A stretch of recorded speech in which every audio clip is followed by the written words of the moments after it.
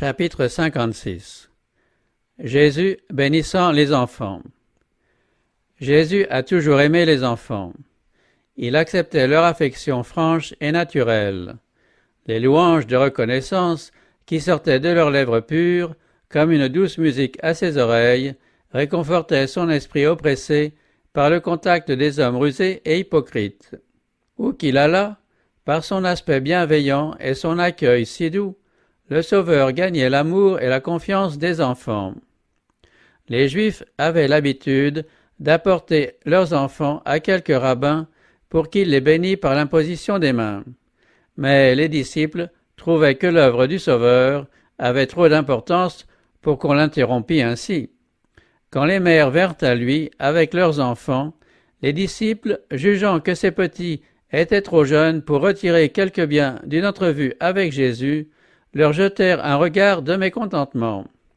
Ils supposaient que leur présence serait pour le maître une occasion de déplaisir, sans penser que c'était leur propre attitude qui peinait Jésus.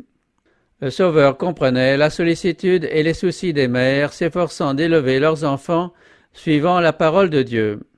Et c'est lui-même qui, ayant entendu leurs prières, les avait attirés en sa présence. Une mère ayant quitté sa maison avec son enfant pour se mettre à la recherche de Jésus, parla en route de son projet à une voisine, et celle-ci voulut que Jésus bénît aussi ses enfants. Plusieurs mères vinrent ensemble, amenant leurs petits, dont quelques-uns avaient dépassé l'âge de la première enfance. Quand ces mères eurent fait connaître leur désir, Jésus accueillit avec sympathie leur timide requête, accompagnée de larmes. Mais il voulut voir quelle serait l'attitude des disciples. Et quand, pensant lui faire un plaisir, ils se mirent en devoir de renvoyer ces femmes, il leur montra leur erreur en disant « Laissez venir à moi les petits enfants, et ne les en empêchez pas, car le royaume de Dieu est pour leurs pareils. » Il prit les enfants dans ses bras, plaça ses mains sur eux, et leur donna la bénédiction qu'ils étaient venus chercher. Les mères retournèrent chez elles, consolées et fortifiées par les paroles du Christ, prêtes à reprendre leur fardeau avec un nouveau courage et à se dépenser joyeusement pour le bien de leurs enfants. Les mères d'aujourd'hui doivent recevoir ces paroles avec la même foi. Le Christ est tout aussi bien de nos jours un sauveur personnel qu'au temps où il vivait comme un homme parmi les hommes. Il est le soutien des mères aujourd'hui, comme à cet instant où il prenait dans ses bras les petits enfants de la Judée. Les enfants de nos foyers ont été payés de son sang aussi bien que les enfants d'autrefois. Jésus connaît le fardeau qui pèse sur le cœur de chaque mère. Sa propre mère eut à lutter contre la pauvreté et les privations.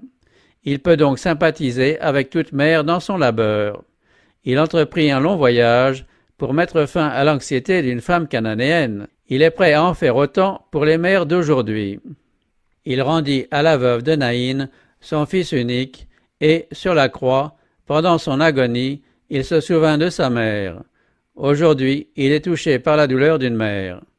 Auprès de lui sont la consolation et le secours pour toute peine et pour toute nécessité. Que les mères apportent à Jésus leur perplexité.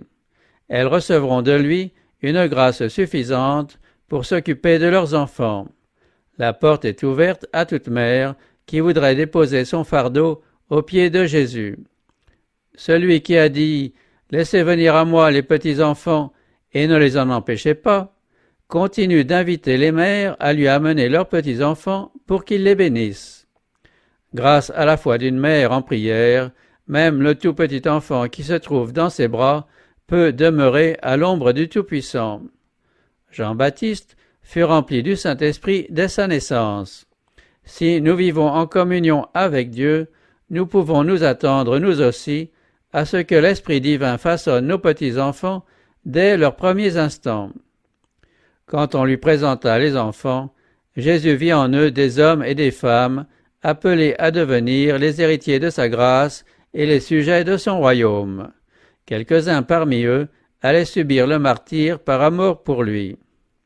Il savait que ses enfants l'écouteraient et l'accepteraient en qualité de rédempteur avec beaucoup plus d'empressement que les personnes plus âgées, dont beaucoup sage aux yeux du monde, avait le cœur endurci. Il plaça son enseignement à leur niveau, ne dédaignant pas, lui, la majesté du ciel, de répondre à leurs questions et de donner à ces importantes leçons assez de simplicité pour les mettre à la portée de ces intelligences enfantines. Il jeta dans leurs esprits des semences de vérité qui, plus tard, devaient lever et porter du fruit pour la vie éternelle. Aujourd'hui encore, ce sont les enfants qui sont le plus accessibles aux enseignements de l'Évangile. Leurs cœurs sont ouverts aux influences divines et retiennent fortement les leçons apprises. De petits enfants peuvent être chrétiens en ayant une expérience proportionnée à leur âge. Il faut leur enseigner les choses spirituelles afin que leur caractère se façonne à la ressemblance de celui du Christ. Il faut que les pères et les mères considèrent leurs enfants comme de jeunes membres de la famille du Seigneur confiés à leurs soins. Leur devoir est de donner à ces petits une éducation qui les prépare pour le ciel, de leur transmettre des leçons apprises du Christ, et cela dans la mesure où de jeunes esprits peuvent les recevoir. Il faut leur découvrir peu à peu la beauté des principes divins.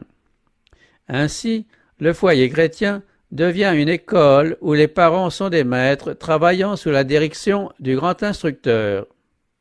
Quand nous travaillons à la conversion de nos enfants, ne nous attendons pas à ce que le sentiment du péché se manifeste par des émotions violentes.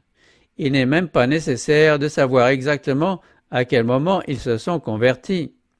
Nous devons leur apprendre à apporter leurs péchés à Jésus, à lui demander pardon et à croire qu'il leur pardonne et qu'il les accueille comme il accueillait les enfants alors qu'il était dans la chair. Lorsqu'une mère enseigne à ses enfants à lui obéir par amour, elle leur enseigne les premières leçons de la vie chrétienne. L'amour maternel permet à l'enfant de comprendre l'amour du Christ. Les petits-enfants qui se confient en leur mère et lui obéissent apprennent par là à se confier au Sauveur et à lui obéir. Jésus a été le modèle des enfants aussi bien que des parents. Il parlait avec autorité et sa parole était accompagnée de puissance. Cependant, même dans ses rapports avec des hommes grossiers et violents, il n'employa jamais un mot qui ne fût aimable ou courtois.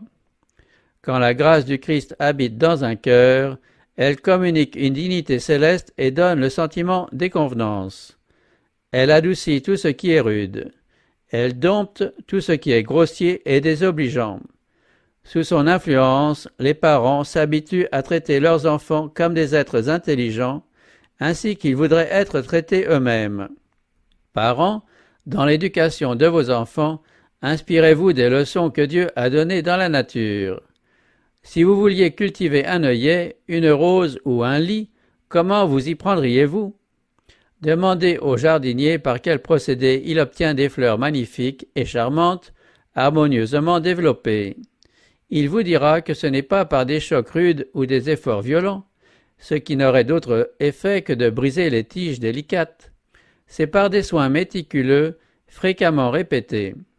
Il arrose le sol, il protège les jeunes pousses contre les vents desséchants et contre l'ardeur du soleil, et Dieu accorde une floraison splendide. En vous occupant de vos enfants, imitez le jardinier.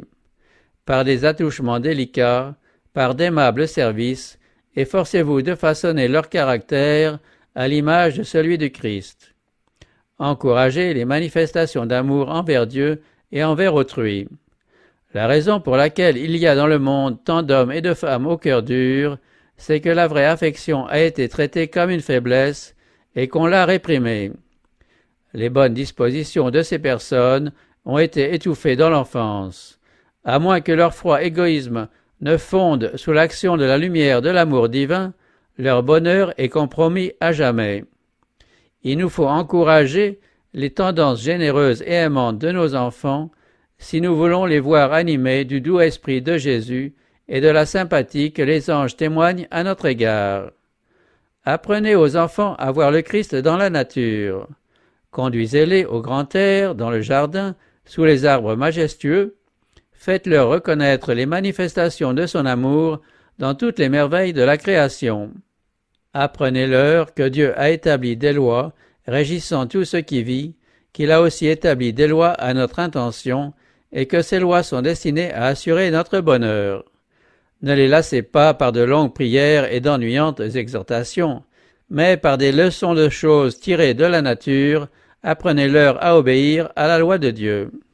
Si vous gagnez leur confiance en tant que disciples du Christ, il vous sera facile de leur enseigner le grand amour dont il nous a aimés. Quand vous vous efforcerez d'exposer clairement les vérités du salut, et que vous dirigerez les enfants vers le Christ comme vers leur sauveur personnel, vous aurez des anges à vos côtés. Le Seigneur accordera aux parents cette grâce, réussir à intéresser leurs petits-enfants à la belle histoire de l'enfant de Bethléem, qui est le seul espoir du monde. En reprochant aux apôtres d'empêcher les enfants de venir à lui, Jésus s'adressait à ses disciples de tous les temps, membres officiants de l'Église, prédicateurs, assistants et simples chrétiens. Jésus attire les enfants et il nous dit « Laissez-les venir ».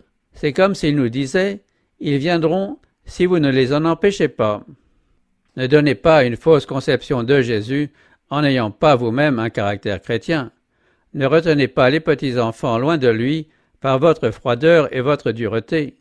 Ne leur donnez jamais l'impression que le ciel sera triste si vous y êtes. Ne parlez pas de la religion comme d'une chose que les enfants ne sauraient comprendre et n'agissez pas comme si vous pensiez qu'ils n'accepteront pas le Christ pendant leur enfance. Ne commettez pas l'erreur de leur donner l'impression que la religion du Christ est quelque chose de lugubre et que, pour venir au Sauveur, ils doivent renoncer à tout ce qui fait le bonheur de la vie. Accordez votre coopération au Saint-Esprit quand vous le voyez agir sur les cœurs des enfants. Enseignez-leur que le Sauveur les appelle, que rien ne saurait lui procurer une joie plus grande que le don d'eux-mêmes à lui, dans la fleur et la fraîcheur de la jeunesse. C'est avec une infinie tendresse que le Sauveur considère les âmes qu'il s'est acquises par son propre sang. Elles sont le prix de son amour. Il a pour elles une affection inexprimable. Sa sympathie ne s'étend pas exclusivement aux enfants les mieux élevés, mais aussi à ceux qui ont hérité d'un caractère pénible. Bien des parents ne savent pas à quel point ils sont responsables des défauts de leurs enfants. Oubliant qu'ils les ont fait ce qu'ils sont, ils ne savent pas traiter ces égarés avec douceur et sagesse. Jésus, lui, considère ses enfants avec pitié, car il connaît la cause de leur infortune. L'ouvrier chrétien peut devenir un instrument du Christ pour attirer ses enfants au Sauveur. Il peut se les attacher en agissant avec sagesse et avec tact. Il peut leur inspirer du courage et de l'espoir, et il aura le bonheur de voir leur caractère tellement transformé par la grâce du Christ qu'on pourra dire à leur sujet « Le royaume des cieux est pour leurs pareils ».